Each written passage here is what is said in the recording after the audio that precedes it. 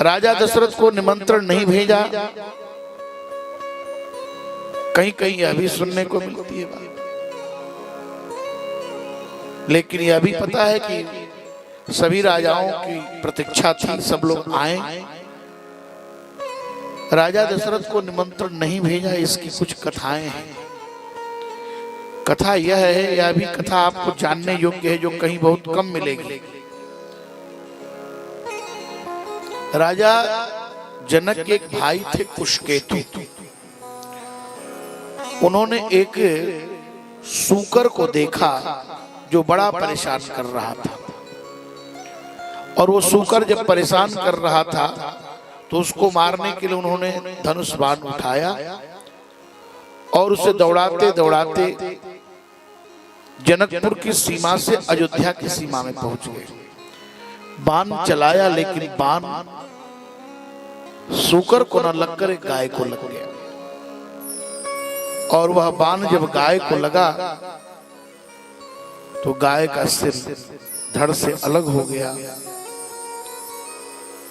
कुशकेतु ने पूछा, भैया ये कौन सा जगह है, इतना बड़ा हमसे अपराध हो गया।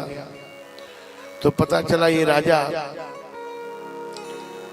दशरथ जी का ये राज्य है। अरे हम दूसरे के राज्य में आकर के ऐसा अपराध कर दिया।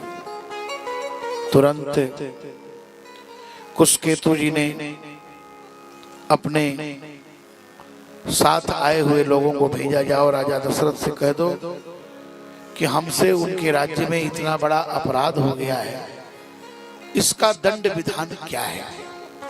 हर राजा का अपना अपना दंड विधान है, हर राष्ट्र का अपना अपना संविधान है।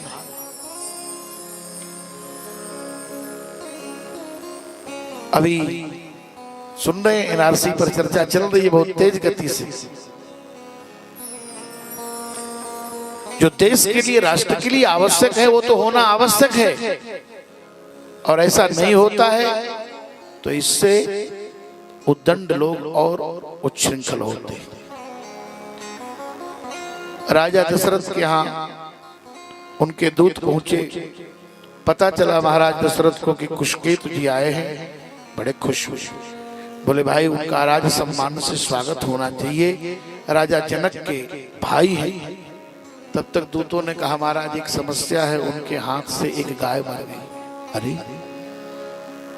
आपके यहाँ दंड विधान क्या है। राजा दशरथ ने कहा, कोई दंड विधान नहीं, उस गाय को गंगा जल छिड़क देंगे, सरजू का जल छिड़क देंगे, जीवित हो जाएगी। दूतों ने कहा, तब आप चलो। उन्होंने कहा, हमारे गुरुजी हैं वशिष्ठ जी महाराज, हम अयोध्या में रहते हैं तो गुरुदेव के पास जाते हैं, और गुरु की नित्य पूजा करके ही हम कुछ जल और अन्न ग्रहण करते हैं, तो हम नहीं जा सकते। तो एक झाड़ू लगाने वाला बाहर झाड़ू लगा रहा था। राजा दशरथ ने कहा, सुनो, जाओ कुशकेतु जी के दूतों के साथ गाय मर गई है, उसके ऊपर सरजू का जल छिड़क देना। उसने कहा, सरकार संभव है? बोले हाँ जाओ। राजा की आज्ञा हुई, झाड़ू लगाने वाला सरजू जी का जल उठाया, ले गया, और महाराज का ध्यान करके गाय के ऊपर छिड़क दिया, और गाय के शरीर में प्राण का संचार हो गया। यह दृश्य देख करके कुशकेतु जी महाराज आश्चर्य में पड़ गए।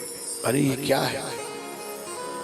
जिस राज्य का एक झाड़ू लगाने वाला सेवक, सेवा करने वाला कर्मचारी चतुर्थ श्रेणी का, और इतना तपस्वी और इतना तपबल संपन्न है, उस राज्य का राजा कैसा हो। यह सोच करके राजा जनक के यहाँ से पत्रिका नहीं आई कि कहीं ऐसा न हो कि महाराज दशरथ न आवे और किसी चतुर्थ वर्ग के कर्मचारी को भेज दें और आए और धनुष उठा करके और तोड़ दे और जानकी को लेकर चला जाए।